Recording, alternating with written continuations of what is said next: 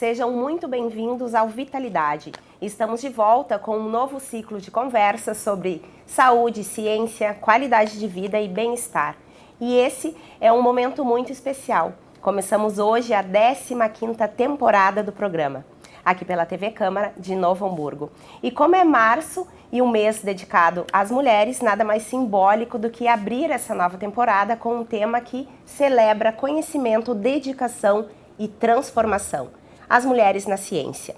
Ao longo da história, muitas descobertas que mudaram o rumo da humanidade tiveram contribuições de pesquisadoras brilhantes. Foi assim com a física e química Marie Curie, pioneiras nos estudos sobre radioatividade e a primeira mulher a receber um prêmio Nobel. Também com a cientista Rosalind Franklin, cujo trabalho foi fundamental para a compreensão da estrutura do DNA. Hoje, novas gerações de cientistas seguem ampliando esse legado. Entre elas está a pesquisadora brasileira Tatiana de Sampaio, da Universidade Federal do Rio de Janeiro, que desenvolve estudos com a proteína polilaminina e vem apresentando avanços importantes na recuperação de movimentos em pessoas e animais com lesões medulares. Esses exemplos mostram como a presença feminina na ciência é essencial para o avanço do conhecimento e para a melhoria da qualidade de vida da sociedade.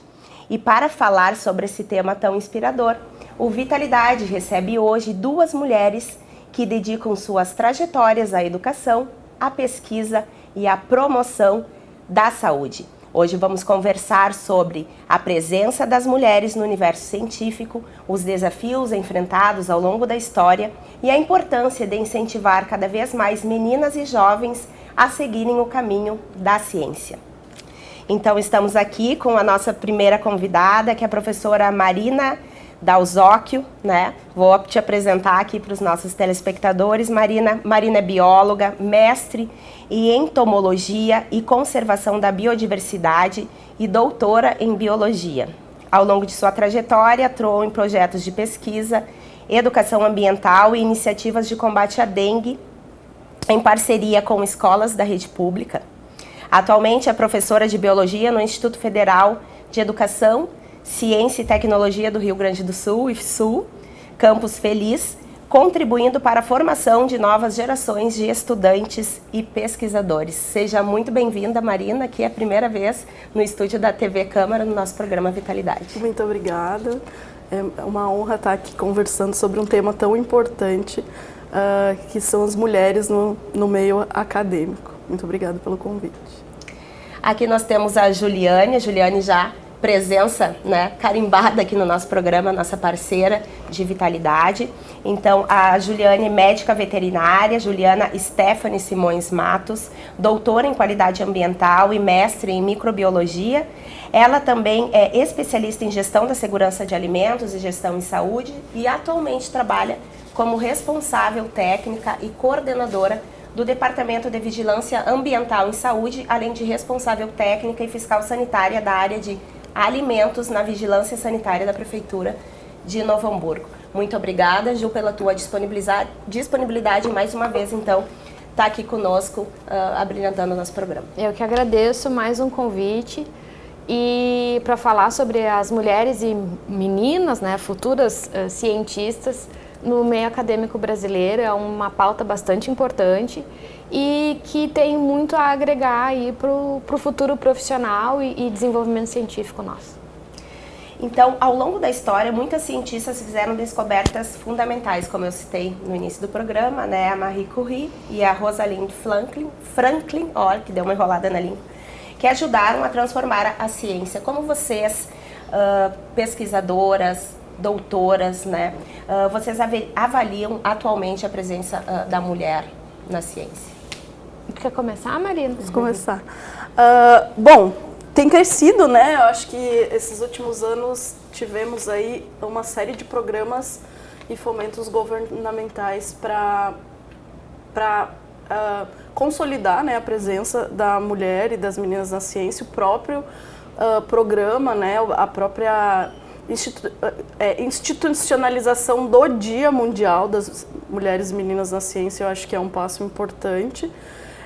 Entretanto, a gente sabe que ainda há muitas muitas pautas a serem melhoradas ainda nesta questão, né? Então, a gente tem uma crescente desde a época da Marie Curie ou da Rosalind Franklin, mas ainda há pontos que devemos considerar como reforçar, né, a mulher ou a mulher na ciência como de fato a que tem a capacidade e a detentora de produzir a ciência, né? Geralmente a mulher ela tem vindo como uma coadjuvante de outros pesquisadores, né?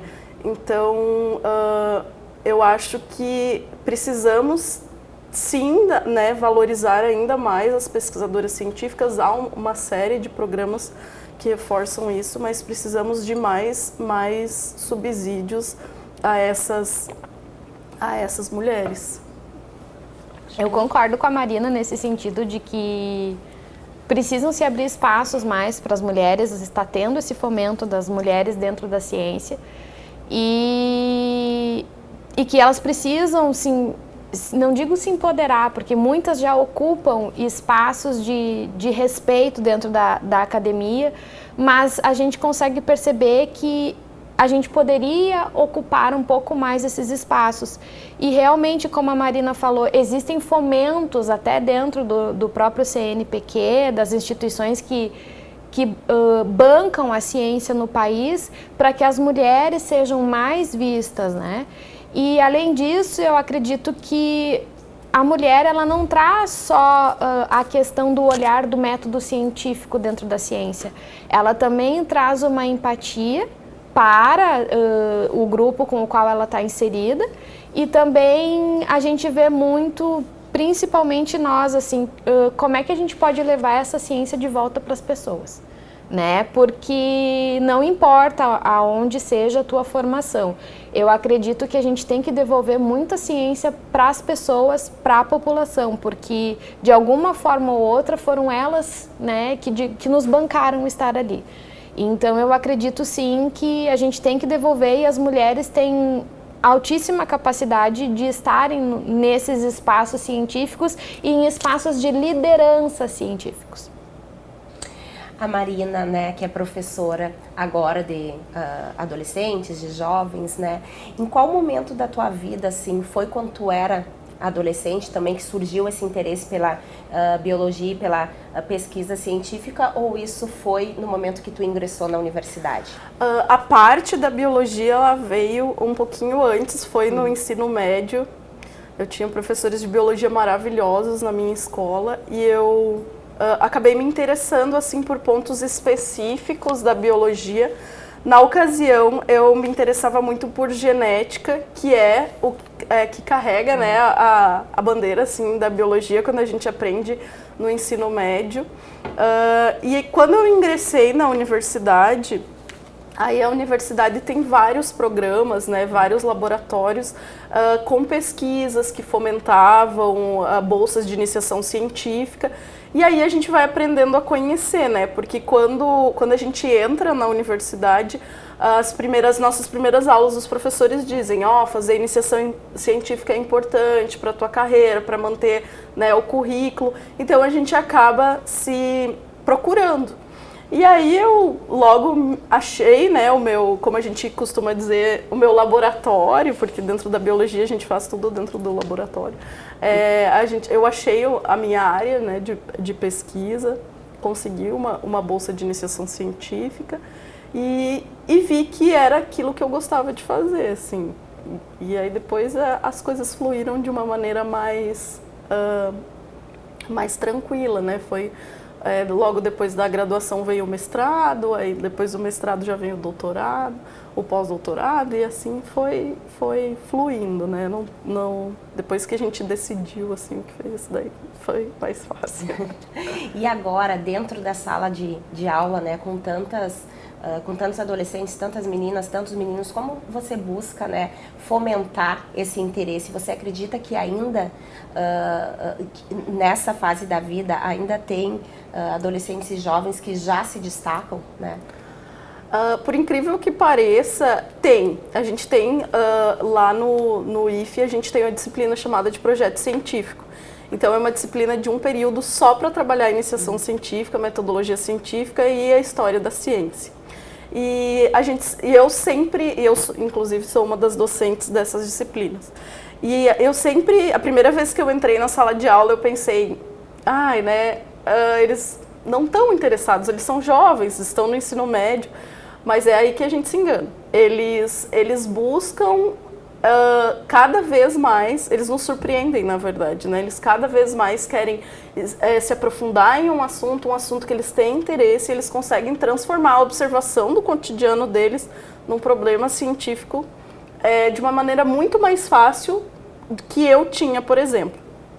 E eu acho que é muito importante a gente dizer que nos últimos anos o incentivo à iniciação científica na educação básica, ela cresceu muito. Costumo dizer para eles que eu não tive iniciação científica no meu ensino médio, né?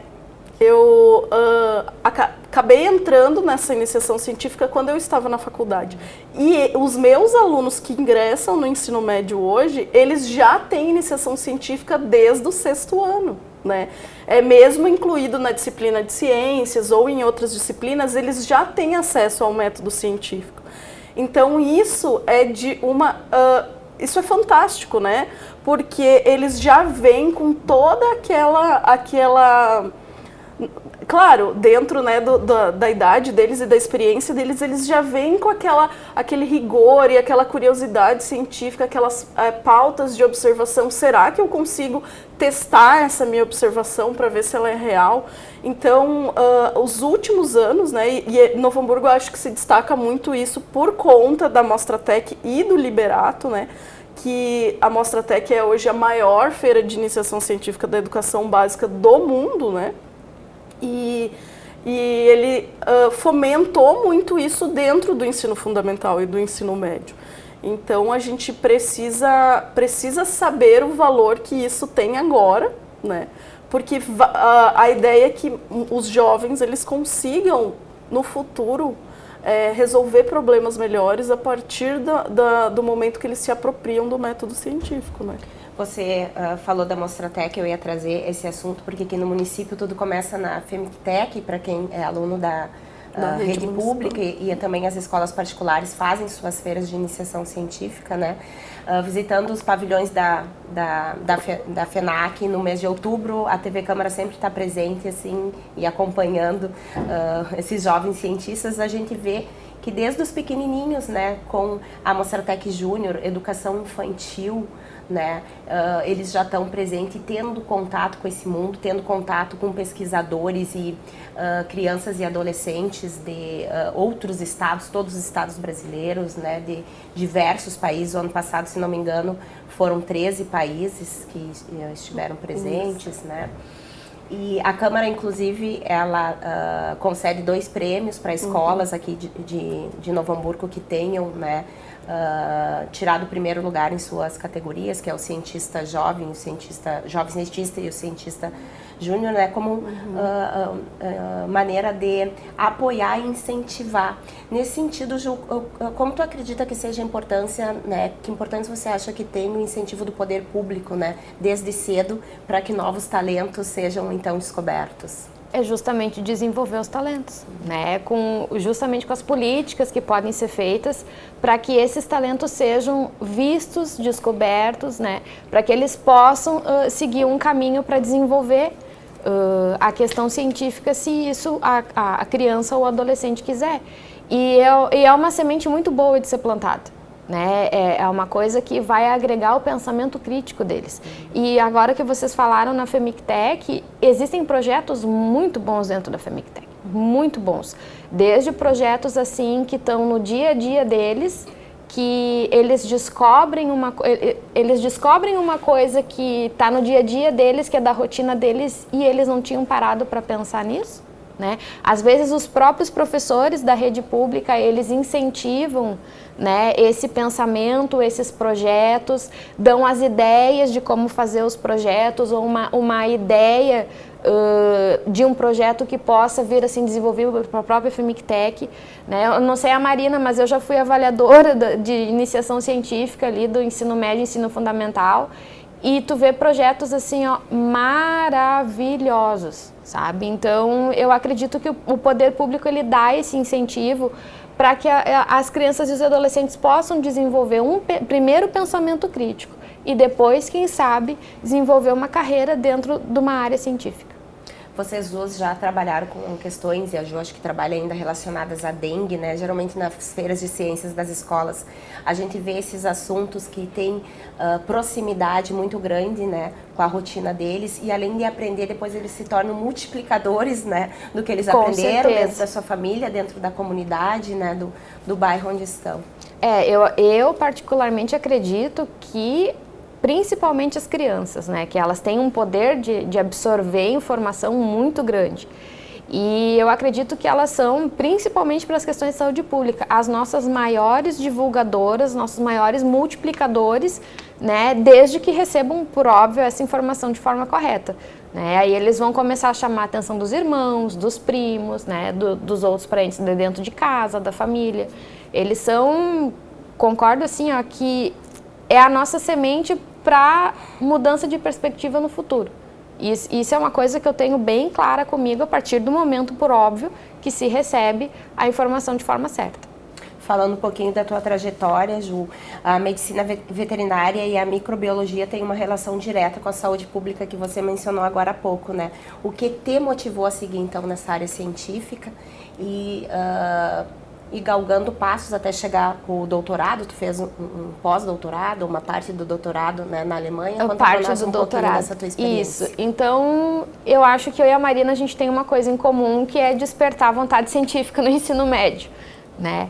Então, no meu caso, também foi por causa dos professores da área de biologia, e eu sempre tive um encanto muito grande pela parte de microbiologia, que eles dão uma pincelada sobre o que são vírus, bactérias, protozoários, e não é uma coisa aprofundada quando tu entra, da forma quando tu entra na universidade, mas eu ficava muito pensando, eu digo assim, uns bichos desse tamanho que tu não enxerga nem a olho nu, e eles estão causando um monte de problema, estão causando doença, né? Então isso me chamava muita atenção, então eu sempre tive essa curiosidade. E aí quando eu entrei na universidade, aos poucos, eu fui me inserindo, né? E o que a Marina comentou antes dos professores disserem que a gente tem que fazer a iniciação científica bastante importante, né? Eu fui procurando me encaixar dentro dos laboratórios, inspeção, saúde pública, biologia molecular, porque eu sabia que a biologia molecular era muito ligada com a microbiologia. Então, primeiro eu entrei num laboratório de imunogenética e depois eu segui, né, para a questão de mestrado na microbiologia em si, e o doutorado foi envolvendo microbiologia, mas foi mais na parte de vírus e vigilância genômica, né? Que eu digo que eu fui muito abençoada, porque eu trabalhei justamente no meu doutorado com os mesmos aspectos, os mesmos agentes virais que eu trabalho na rotina todos os dias do meu trabalho na prefeitura, na saúde pública. Então, para mim foi bastante gratificante. Eu fiz um pedaço do meu doutorado, trabalhei principalmente com a parte de bioinformática na Alemanha, na Charité em Berlim.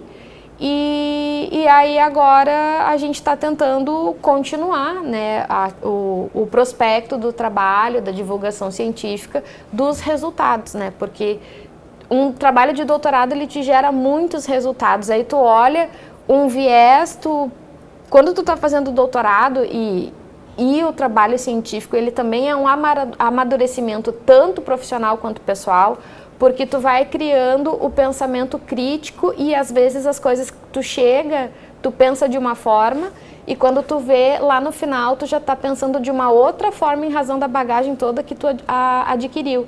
Então, tu vai trabalhando esses dados de uma outra forma, tanto pelo pensamento crítico quanto pelo próprio avanço científico. Então, agora a gente está numa fase aí de continuar trabalhando esses dados dentro da área de bioinformática para divulgar esses resultados que são bastante importantes, né? Porque os meus resultados, particularmente, eles colocaram uma interrogação muito grande. Temos aí novos hospedeiros para determinadas doenças ou não? Ele é só mais um no meio do ciclo que ele encerra esse ciclo, ou ele pode multiplicar esse ciclo. Né? Não é só a questão do agente patogênico em si, que aí a gente entra na área da saúde única, que eu digo que microbiologia ela é ligada com tudo, ela é ligada, como ela trabalha não só com doenças, mas também com doenças, tu tem aí a questão da saúde única, transbordamento de agentes patogênicos, tem os próprios micro-organismos sendo utilizados para a produção de alimentos, mas daí de uma forma benéfica. Então eu acredito que tem bastante coisa ainda para vir por aí. Então, teu trabalho teórico, ele está diretamente ligado com a parte prática. Com a tua atuação. E como tu, Marina, enxerga, percebe isso, essa ligação da teoria com a prática na sala de aula e em outros projetos que tu desenvolve? Sem dúvida, eu costumo dizer que é a minha metodologia, a minha pedagogia, né, é a prática. Eu acho que é muito fácil para nós, professores, entrarmos numa sala de aula e falarmos muita teoria sem ligar com o cotidiano do aluno ou fazer ele enxergar aquilo. Nós somos animais visuais, nós seres humanos somos animais visuais que memorizamos as nossas experiências, né? Então isso precisa ser incorporado dentro da metodologia de ensino do professor, dentro da aprendizagem do aluno. Então, sem dúvida, viver a ciência, né, viver o método científico, ele é muito mais importante do que apenas receber a informação. Todo o processo de aprendizagem, ele é assim. E o método científico é o que mais se destaca nisso, né? Quando ele consegue produzir o próprio problema de pesquisa, a própria hipótese de pesquisa, ele consegue enxergar ali as próprias limitações e os próprios avanços da pesquisa que ele se propôs a fazer, né? E na vida vai ser assim também, né? Tudo que ele tiver de ideias, ele vai conseguir visualizar de uma maneira prática se aquela ideia é realmente testável, se aquela ideia né, plausível. Então, eu tenho uma convicção assim que os alunos eles aprendem de verdade, eles consolidam o aprendizado quando eles praticam aquilo que eles aprenderam, né? Isso vale para qualquer área e sem dúvida para a ciência também, né? Entrando um pouquinho agora na temática dos desafios, né? Quais desafios vocês acreditam que sejam os principais que ainda as meninas, as jovens e as mulheres enfrentam na vida acadêmica? Olha, eu particularmente acho que as grandes mulheres, porque nós temos grandes mulheres cientistas, seja as que estão há mais tempo na carreira, sejam as mais recentes. Nós temos colegas assim que elas são maravilhosas e são cientistas dessa nova leva de mulheres, digamos assim, né? E eu acho que realmente elas se consolidarem nos espaços de liderança dentro do meio acadêmico científico e serem reconhecidas por isso. Eu acredito que esse é o maior desafio, né? Porque nenhuma mulher nasceu para ser sombra. Eu tenho o costume de, não importa a área, se ela é na área científica ou não, já que a gente está no mês das mulheres, nenhuma mulher nasceu para ser sombra, ela nasceu para ser luz. Então eu acredito que ser reconhecido e ter esse reconhecimento consolidado de fato é o nosso maior desafio. Eu concordo com a Ju e somo a esse pensamento da Ju o fato da gente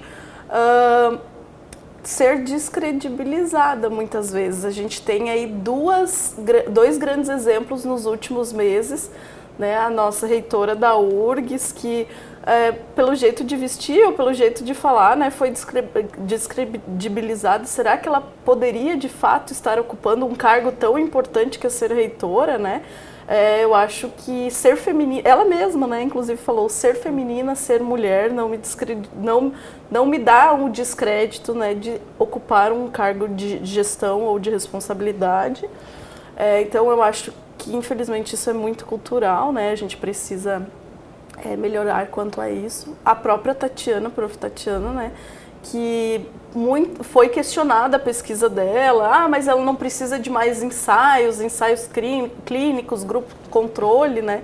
Ela é uma mulher que detém o saber científico, né? Ela faz isso há mais de 30 anos. Essa pesquisa é resultado de mais de 30 anos de estudo, de mais de 30 anos de estudo. Não é uma coisa que se começa num dia e no outro e ela tem toda uma formação científica justamente desde a iniciação científica, desde a graduação dela. Ela é bióloga também, minha colega de profissão. Desde a iniciação científica dela, ela estuda o método científico com rigor e ela faz a mesma coisa. Então ela não ia cometer, né, um erro tão básico, né, de esquecer esta parte. Então eu acho que a gente precisa, a sociedade precisa entender que nós também conseguimos construir o conhecimento tal qual, né, os demais. E em questão geral, eu acho que não é só um problema das mulheres, né? Já que a gente está também trabalhando com a pauta da ciência, eu acho que a gente precisa de mais incentivos financeiros, né? A gente tem exemplos nítidos de países que... Os países mais desenvolvidos do mundo são os países que mais investem em ciência, né? Hoje, a gente tem os países com grandes tecnologias, né? O Japão, por exemplo, China, que eles têm muito da renda, do saldo deles, né?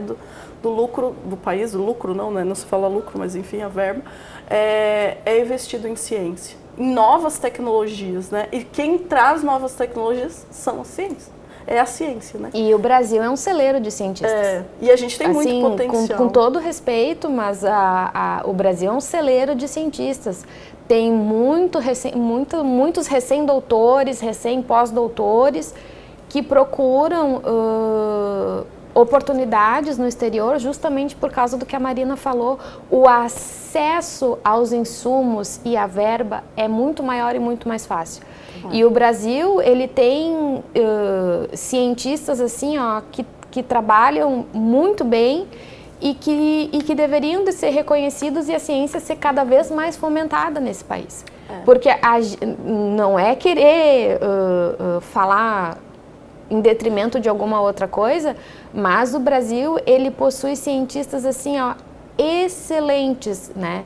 Desde aqueles que continuam dentro das universidades fazendo a ciência tradicional, tanto quanto aqueles que estão desenvolvendo empresas ou estão dentro de empresas mantendo o desenvolvimento científico.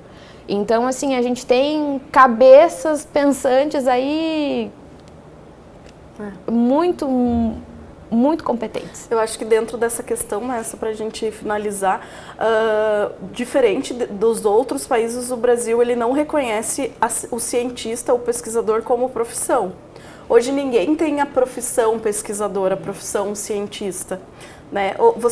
A ciência ela está sempre associada ou ao pós-graduando, eu faço doutorado, eu sou pesquisador, eu faço mestrado, eu sou pesquisador, ou ao professor dentro de uma universidade, né? Então a gente tem esse problema assim que acaba dificultando a entrada. Então muitos estudantes muitos pesquisadores terminam o doutorado e param, eles precisam, né, procurar uma outra coisa e a pesquisa para, né? Todo aquele investimento na pesquisa ele acaba sendo descontinuado por conta, né, dessa falta de incentivo É uma forma de preconceito, né? Não Também. deixa de ser, né? Não deixa de ser exatamente. Isso. Então, é triste um pouco para a ciência, né? A ciência brasileira perde muito, porque como a Gil falou, nós temos grandes pesquisadores e que se dedicam muito. A gente poderia ter muito mais Tatianas, muito mais Jaquelines, né? A prof. Jaqueline que ajudou na época do Covid, é um grande destaque na ciência como também. Tiveram né? Acho que veio mais para a mídia isso, né? Mas cientistas brasileiros que desenvolveram importantes projetos durante, né, a pandemia da Covid-19. Então, a gente teria muito mais, assim, eu acho que seria muito mais destaque, né? Se a gente tivesse o fortalecimento, assim, a consolidação desses pós-graduandos que terminam o doutorado, né? E eles ficam sem pai e sem mãe ali no final, né? Eles não conseguem se consolidar como pesquisadores por conta dessa falta de incentivo. Sobre a questão das mulheres, acho que é importante, acredito que seja importante falar ainda que tem, inclusive, pesquisas que mostram que a produção acadêmica das mulheres, elas têm uma lacuna quando entra na fase assim que a mulher decide ou se torna mãe, né?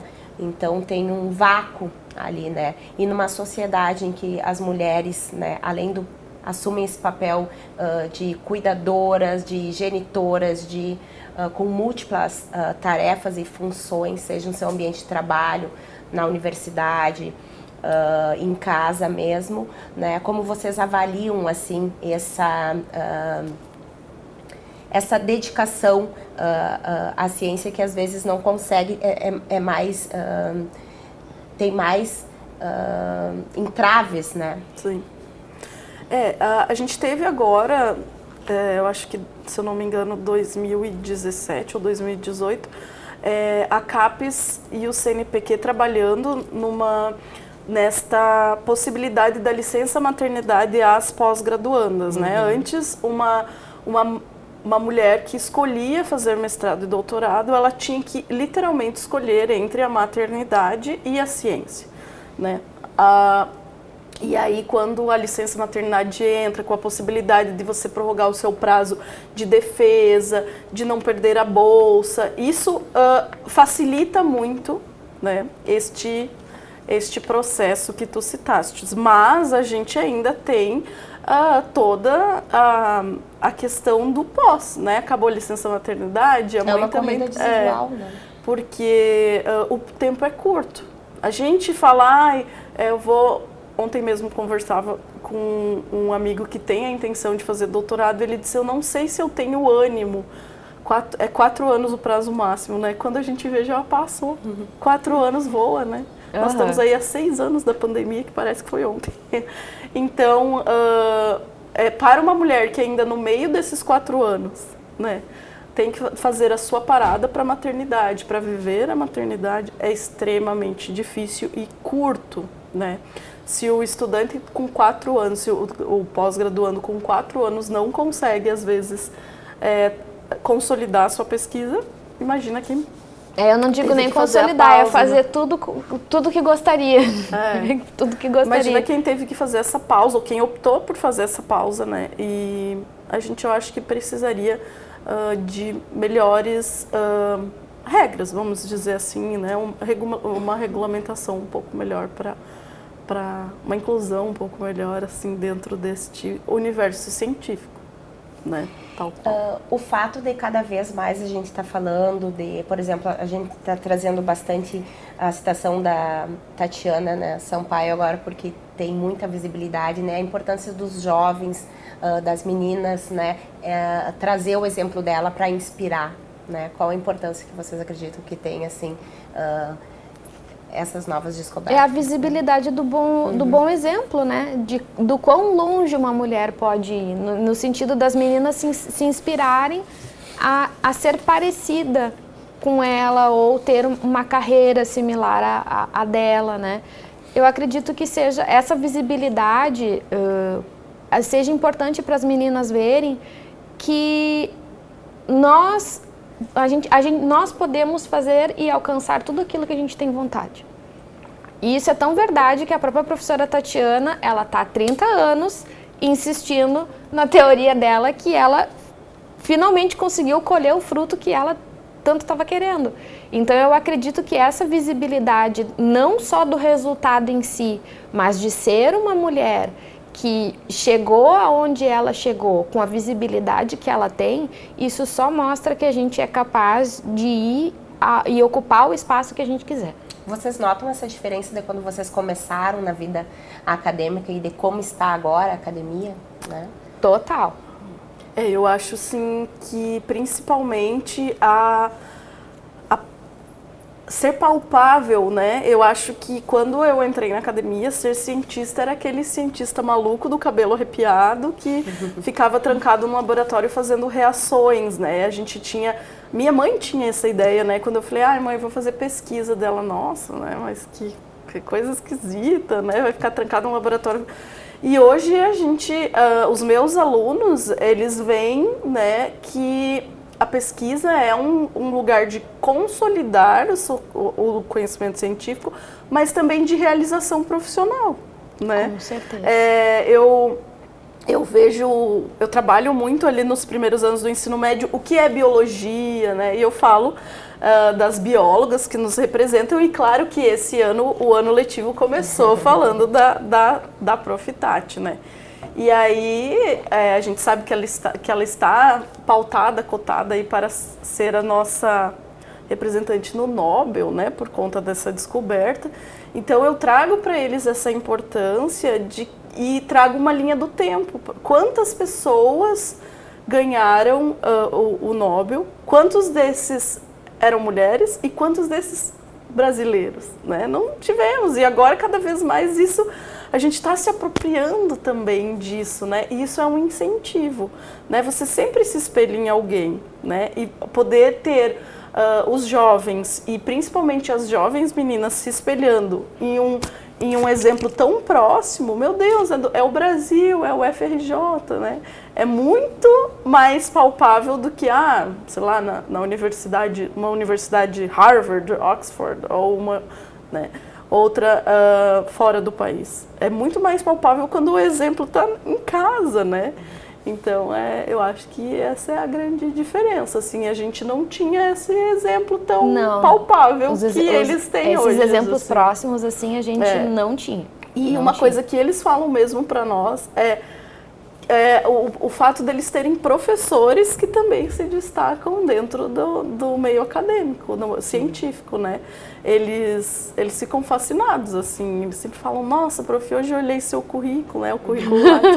Nossa, seu currículo é muito bom, você fez pesquisas, tem artigos científicos, então acho que isso também, né? É legal para eles terem essa visão próxima, assim.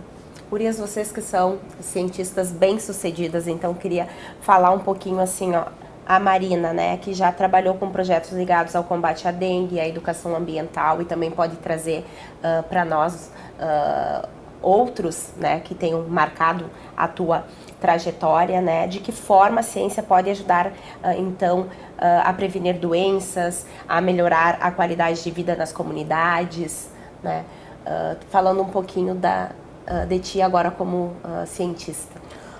Bom, do teu trabalho e dos reflexos dele. Na verdade, assim, o meu trabalho dentro da biologia sempre foi ligado à conservação, né?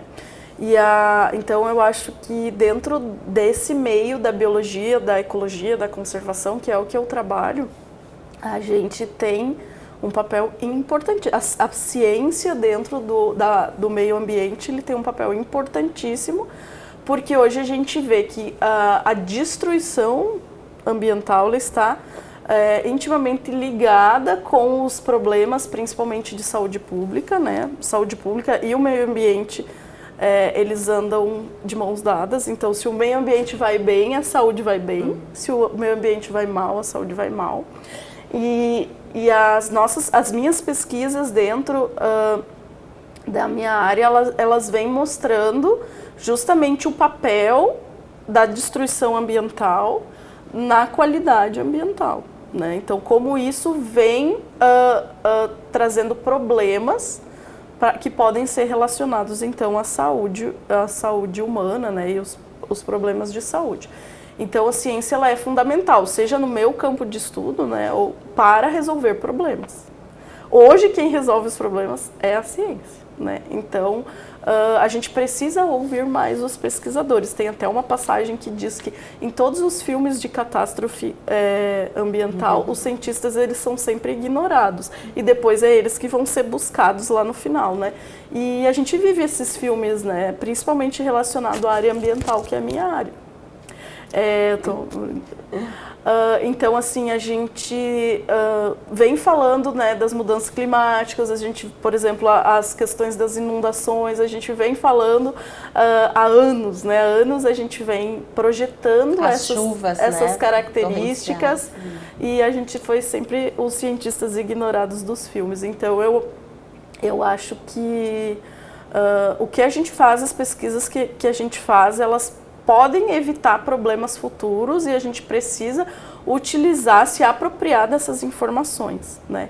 Mas entendo também que os cientistas eles têm um pouco de dificuldade também de transmitir essa informação ao grande público e isso é uma questão que tem se melhorado muito, né? A divulgação científica ela precisa chegar, né? E aí o Vitalidade tem muita importância nisso de trazer para o público essas nuances da pesquisa científica que muita gente às vezes não consegue ler um artigo científico e entender, né? Então a gente precisa dar visibilidade às pesquisas. Exatamente, de uma tradução. Precisa de uma tradução, né? Então acho que é isso. E hoje a gente tem mulheres que são boníssimas divulgadoras científicas em redes sociais. Né? A gente tem aí as meninas do Nunca Vi Uma Cientista, tem a Mel Zealand, que inclusive é de São Leopoldo também, ela é uma divulgadora científica e ela faz justamente... O pessoal pode seguir no Instagram. Sigam as meninas porque vocês vão ter informação de qualidade. Então, o que acontece? A Mel eu vejo muito assim, ela fazer justamente o que a Marina falou, ela traduz as pesquisas em linguagem acessível para as pessoas poderem entender. As meninas do Nunca Vi Um Cientista, elas trazem informação, muitas vezes também explicam alguma coisa de artigo, mas elas trazem informações importantes e uma delas que eu achei muito interessante das meninas foi o dia que ela foi explicar o que fazer com um morcego, porque... Tu tem os prédios, isso pode acontecer com qualquer pessoa, a gente tem aí a transmissão da raiva, o que fazer com um morcego, se o morcego entrar dentro do seu apartamento? Isso é uma coisa que várias pessoas têm dúvida e ela chegou e explicou assim de uma maneira simples, didática, né, pedagógica e bem eficiente. E científica. E científica, de forma científica, né, numa linguagem traduzida. Então... eu acredito, assim, que, como a Marina falou, a disseminação da informação científica, né, e hoje com as redes sociais, quando ela é feita de forma correta e de forma saudável, as pessoas todas só têm a ganhar com isso, né? Ju, e você que atua, né, na vigilância ambiental aqui em saúde, também na área de fiscalização, né, sanitária, qual é a importância desse trabalho, então, para a proteção da saúde da população?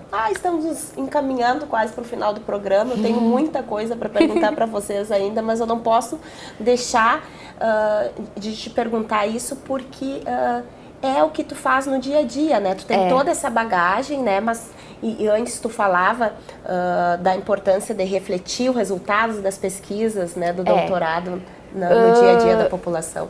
No meu caso, se eu for relacionar o doutorado com o meu trabalho direto, eu digo que eu fui, assim, muito abençoada com os meus achados científicos, porque eu estava procurando uma coisa, acabei encontrando outra, e o que eu encontrei é diretamente relacionado com o meu trabalho.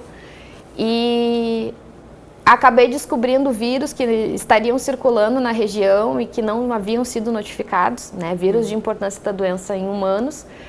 O meu trabalho, eu consigo ver exatamente a correlação do trabalho com o que a Marina desenvolve, né, na área de pesquisa da Marina, que é a questão do desequilíbrio do meio ambiente, né, que tem a ver diretamente com a saúde única, porque a tríade da saúde única é a saúde humana, ambiental e animal. Juntas. Todas juntas, então eu costumo dizer que a partir do o meio ambiente nada mais é do que o ecossistema que a gente vive. Se tu tem um desequilíbrio do teu ecossistema, seja de fatores bióticos ou abióticos, né? Tu tem o desequilíbrio dele, aquele desequilíbrio ele vai afetar todos os seres vivos que estão ali, sejam seres humanos ou animais, né? Então vai acabar não só dando a catástrofe, mas tu tem aquele espraiamento silencioso de potenciais agentes patogênicos em razão justamente, digamos, um exemplo muito prático. O ser humano está entrando cada vez mais, por exemplo, dentro das áreas verdes, que o pessoal chama, né? Está espraiando a urbanização desenfreada e isso está fazendo que cada vez mais a gente tenha contato com animais silvestres, né? E haja aí esse, digamos assim, não digo só transbordamento, mas essa ligação entre patógenos humanos para animais silvestres e vice-versa. Né? Então, existe, digamos assim, esse caminho entre eles. Então, acabou que o que eu estava estudando, ele serve diretamente no meu trabalho, porque eu consegui ver não só a questão de possível atuação dos vetores, mas também vírus que estavam circulando, quais são os possíveis problemas que podem estar acontecendo em Novo Hamburgo, e poder saber, entender esse cenário. Isso faz com que eu possa tomar melhores decisões dentro da administração pública. Por óbvio, não são serviços diretamente relacionados, mas eu, com o apoio do que está na ciência, eu consigo aplicar dentro do meu trabalho para poder desenvolver um serviço mais adequado, poder direcionar também os próprios recursos que vem dentro do serviço público, né? E isso é muito importante. O teu recurso, ele é limitado, então tu não pode desperdiçar ele. E não digo só no meu trabalho, mas, por exemplo, vamos pegar aí controle de Aedes aegypti. Se não houvesse o desenvolvimento da pesquisa científica, a gente não teria desenvolvido, por exemplo, produtos com efeitos residuais e com muito menor impacto no meio ambiente. Isso aí. Nos encaminhando para o final, se vocês pudessem escolher uma descoberta científica que mudou a vida das pessoas, né, e que talvez tenha passado despercebido ou que foi amplamente divulgado, o que vocês trariam agora para compartilhar? Eu acho que eu vou resumir na palavra saneamento básico, mas eu acho que é o tratamento da água, sabe? A gente toma água, a gente usufrui da água o tempo todo, mas a gente não percebe toda a ciência que tem por trás até essa água chegar na nossa casa. São as análises da água, a desinfecção dessa água, né? E tudo isso, todos os processos de desinfecção, até, né, a própria captação dessa água, distribuição dessa água, tudo é ciência. Né? A ciência biológicas, a ciência da engenharia ambiental e sanitária, as próprias engenharias ali de construção, né? Então tudo isso é ciência e a gente recebe isso desde muito tempo na nossa casa, prontinha, né? Com qualidade e não percebe. Eu acho que essa aí é uma das... Porque se não tivesse esse tratamento de água, nós estaríamos sempre doentes, porque a água tem tanto bicho, água, né, sem tratar, né? Tem tanto bichinho que pode nos causar doenças. Então, eu acho que a gente usufrui, assim, de um bem da humanidade de uma maneira tão tranquila, sem pensar, né? E nem se dá conta de toda a ciência que tem por trás. Ju? Olha, se eu fosse escolher... duas descobertas científicas, digamos assim, que hoje eu vejo que fazem muito bem para a humanidade, aí eu vou entrar dentro da minha seara de alimentos. Eu concordo com a Marina com a questão da água, até porque a água é lavagem de mãos até dentro de um serviço de saúde. Mas eu acredito que a pasteurização seria uma coisa bem interessante e muito legal, porque tu tem aí a redução, né, de potenciais agentes patogênicos que estariam dentro de um determinado alimento, principalmente os alimentos de origem animal, e que tu conseguiu aumentar a conservação desse alimento para tu poder usufruir dele de um período maior, conservar dentro de um período maior, né? E depois seria a questão da biologia molecular, não só para descoberta assim, de novas doenças, mas também para produzir insumos, biologia molecular e também engenharia genética, para produzir insumos para o tratamento da doença das pessoas, né? Hoje em dia a gente consegue produzir insulina não só de forma química, mas também biológica, que envolve a microbiologia. Então, eu votaria, além da água, que a Marina foi assim, colocou muito bem, eu utilizaria esses dois. Tem muito estudo acontecendo, muitas pesquisas sendo desenvolvidas, umas que podem dar fruto agora, a curto prazo, outras a médio, longo, como foi o caso, né, da professora Tatiana, anos, décadas, né, de estudos, né. O que vocês gostariam de vislumbrar ali na frente, né, que fosse trazido então por um projeto de pesquisa científico? Eu queria dados de vigilância genômica de acesso completo com metadata, com metadata completo, né? Eu acho que a vigilância genômica, para quem não sabe, ela vai avaliar os patógenos, principalmente vírus, e quais são as mutações que ele tem, né? Qual é a questão da informação genética que esses patógenos têm. E a gente sabe que, eu costumo brincar dizendo o seguinte, a evolução de qualquer micro-organismo ou vírus, ele serve para ele continuar sobrevivendo. Então, as mutações que eles têm é justamente para continuarem sobrevivendo. Foi o que aconteceu com o vírus, né, da Covid, né? Foi, um dos gripe, exemplos. Tá o da gripe, exatamente. Então, assim, o SARS-CoV-2 é um dos exemplos, né? Então, tu sabendo aonde estão, quais são esses potenciais agentes patogênicos e quais são os dados em relação a eles, da vigilância genômica, de acesso aberto em nível mundial, eu acho que seria uma coisa bastante interessante para a gente poder compartilhar esses dados e poder cruzar o que está acontecendo e poder prever o que pode vir a acontecer. Né? Então, uma quase utopia minha aí, mas é uma das coisas que eu Juliana, gostaria. Aí eu já vou por um lado ainda mais utópico do que da Ju, que eu acho que eu queria, assim, tecnologias que resolvessem os problemas ambientais de uma maneira mais rápida, né? Talvez a gente conseguisse detectar que poderia dar problemas, as questões das inundações, né? Muitas cidades ficaram quase um mês embaixo d'água. Se a gente conseguisse ter esses problemas resolvidos com mais facilidade, né? Para a gente ver menos pessoas sofrendo, a população um pouco melhor em termos de qualidade de vida, né? Porque hoje a gente sabe que a restauração ambiental, a restauração de áreas degradadas, ela demora aí no mínimo 20 anos, né? A gente precisa fazer ela com responsabilidade, então ela demora.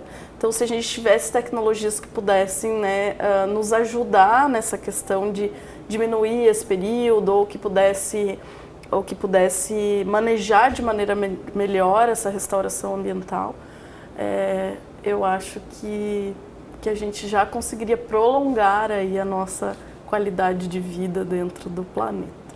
Falando agora um pouco sobre, né, o advento das inteligências artificiais e cada vez mais ela sendo usada nos ambientes de trabalho, como ela se reflete então na área científica? Olha, a inteligência artificial na área científica, ela pode te ajudar bastante, mas ela não substitui o cientista. Eu tenho isso muito claro comigo, ela pode te facilitar uma escrita, ela pode te facilitar, ajudar a pensar numa hipótese científica, em algum questionamento, né? Ela ajuda principalmente nas questões de escrita, mas ela não substitui o cientista, de forma nenhuma. Ela é uma ferramenta auxiliar, ela não faz o trabalho para ti. Ela pode te ajudar em algum delineamento, caso tu tenha alguma dúvida, algum questionamento contigo mesmo, mas ela não substitui, de forma nenhuma. Ela não vai substituir bancada, ela não vai substituir pensamento crítico, ela não vai substituir a conformação final de um artigo científico, ela não substitui, ela é uma ferramenta auxiliar. Complementa. Exato, complementar. Isso dentro do que a Ju falou, eu acho que a experiência do pesquisador, né, ela é importante, que a IA não tem, né? A IA ela tem acesso ali, a inteligência artificial, aos dados que estão publicados, mas a vivência, a própria Prof. Tatiana com 30 anos, né? Então, o que ela desenvolveu, a IA não tem essa experiência. Então, acho que isso é muito importante. Dentro desta pergunta, a CAPES ontem, né, liberou um regulamento, então, que bolsistas de pós-graduação poderão perder a bolsa caso seja provado algumas colocações dentro do uso de IA sem, por exemplo, referenciar, né, que foi delineado junto à IA, ou haver plágio, né, construção de conhecimento a partir exclusivamente por IA. Então, hoje o pós-graduando ele pode perder a bolsa, né, caso seja provado que ele faz uso da IA para o desenvolvimento científico. Então, isso vai muito nesta linha, né, de um uso responsável. Ideia, exatamente, a questão de uso responsável, né, e um uso adequado metodologicamente, digamos assim, porque a gente já sabe, já viu diversas coisas usadas sem escrúpulo algum, porém a IA ela tem uma forma, digamos assim, de pensar que vem do código do qual ela foi feita, né, e que ela mesma já vai aprendendo, digamos assim, se moldando a tua realidade em razão da tua diária ali, de trabalhar com ela, né, e da forma como o próprio código foi feito, porque elas são para trabalharem assim, mas elas não vão te substituir de forma nenhuma. Tu vai ter dados que tu vai trazer da bancada e que tu vai ter que analisar, né? Tu melhorar um texto com a ajuda de IA é uma coisa, um texto que tu mesmo formatou, né, para ficar de uma forma mais clara, né, não ficar tão assim rebuscado. Mas IA para analisar o dado que tu fez, não tem como. Para encerrar, então, o nosso programa, eu gostaria que vocês deixassem uma mensagem, quem está nos assistindo pela TV Câmara, canal 16 da Claro, pelo youtube.com, né, /TV Câmara NH, que é o canal, então, institucional aqui da nossa TV Legislativa. Pode ficar à vontade. Gostaria de deixar um recado principalmente para os jovens, né, e para as meninas aí na ciência, que pode parecer que a gente conversou aqui sobre muitos empecilhos de ser cientista ou pesquisador, mas que não desistam, porque é uma carreira linda, né? Seja ela dentro da medicina veterinária, da biologia, da química, ou dentro de áreas mais das ciências humanas e sociais. A ciência é uma carreira linda, é uma carreira que vangloria, a gente tem um retorno, eu acho que profissional, assim, muito bom. Então, se esse é o sonho, se essa é a vontade, invistam, vão atrás, porque vale a pena e o Brasil precisa de muitas pesquisadoras ainda. Eu diria para as meninas se inspirarem nos bons exemplos que a gente teve aí e que, se for da vontade delas, que elas persistam, né? A carreira acadêmica, o título acadêmico, não só em nível de doutorado, mas a mulher, a menina ter uma profissão, poder escolher o que vai ser e posteriormente, se for do desejo dela, continuar na carreira acadêmica, é muito gratificante. E não é só uma questão de conhecimento científico ou de metodologia científica, né, de crescimento profissional acadêmico, ele é também um crescimento pessoal muito grande, né? Então, insistam, persistam para realizar os seus sonhos, para serem luz, para não serem sombra, para serem luz e para terem principalmente essa questão de amadurecimento pessoal, né? Porque o amadurecimento pessoal é gratificante, sim, tu poder fazer pesquisa, tu poder encontrar o que tu não estava buscando ou descobrir uma coisa que tu nem imaginava que podia ser daquele jeito, mas como tu cresce como pessoa fazendo ciência é muito melhor. Quero agradecer, Marina e Juliana, pela presença de vocês aqui no nosso Vitalidade, o primeiro Vitalidade 2026, né? Estamos na 15ª temporada no ar, sempre trazendo informações sobre ciência, qualidade de vida, saúde, né? Educação. Então, muito obrigada por terem aceitado o convite e terem trazido tantos esclarecimentos e informações importantes, né, para agregar na vida não só das mulheres, né, mas de todo mundo que está acompanhando o nosso programa. Obrigada. Obrigada. Chegamos ao fim, então, de mais um programa. Hoje abrimos a 15ª temporada do Vitalidade, refletindo sobre o papel das mulheres na ciência e a importância de reconhecer aquelas que dedicam suas vidas à pesquisa, ao conhecimento e à construção de um futuro melhor. Que exemplos como o das nossas convidadas, então, de hoje, inspirem cada vez mais meninas e jovens a acreditarem no poder da curiosidade, do estudo e da ciência como caminhos para transformar a sociedade. Agradecemos a presença da professora Marina Dalzocchio e da médica veterinária Juliana Matos, que compartilharam conosco suas experiências e reflexões. Se você perdeu algum trecho dessa conversa, o programa será reprisado pelo canal 16 da Claro e também está disponível no youtube.com/TV Câmara NH. Muito obrigada pela sua companhia e até o próximo Vitalidade.